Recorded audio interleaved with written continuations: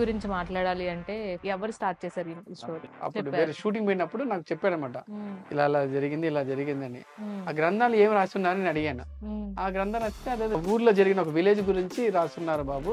అది నా మైండ్‌లో సబ్‌కాన్షియస్‌గా అలా ఉండిపోయింది.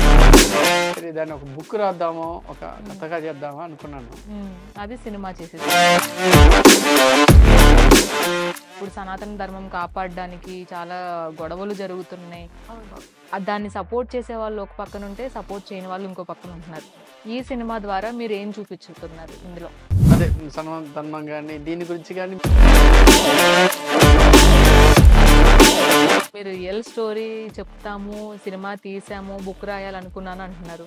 మీరు తీసిన స్టోరీనే కరెక్ట్‌గా నేను ఈ స్టోరీ తీశాను, నేను ఇంత బ్యాక్‌గ్రౌండ్ వర్క్ చేశాను అనేది మీరు కాన్ఫిడెంట్‌గా చెప్పలేకపోతున్నారు. మరి సినిమా వరకు ప్రేక్షకుల్ని తీసుకురావాలి అంటే మీలోనే ఫస్ట్ ఆ కాన్ఫిడెన్స్ లెవెల్ ఉండాలి. చాలా కన్‌ఫ్యూజ్డ్‌గా నాకు అనిపిస్తున్నారు. ఎందుకని అలాగా? అదేం లేదు మేడం. అంటే నేను స్టోరీ ఏదో పుస్తకం నేను చెప్పేస్తానని నాకు భయమేస్తుంది. బొమ్మాస్ ప్రొడక్షన్ హౌస్ అనేది ఒకటి కావాలి. దానికి మీరు ఇనిషియేట్ చేసుకున్నారు. ఒక ప్రొడక్షన్ హౌస్‌ని ఇచ్చి ప్రొడ్యూసర్‌గా మారి అండ్ అలాగే డైరెక్టర్‌గా చేస్తూ ఒక హోల్ టీమ్‌ని మేనేజ్ చేయడం అనేది సాధారణ విషయం కాదు.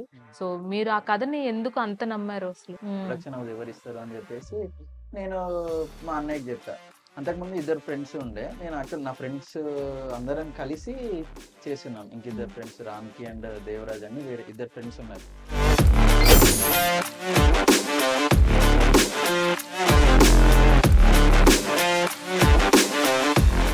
Please subscribe to the channel and download the Politicos app from the links in the description.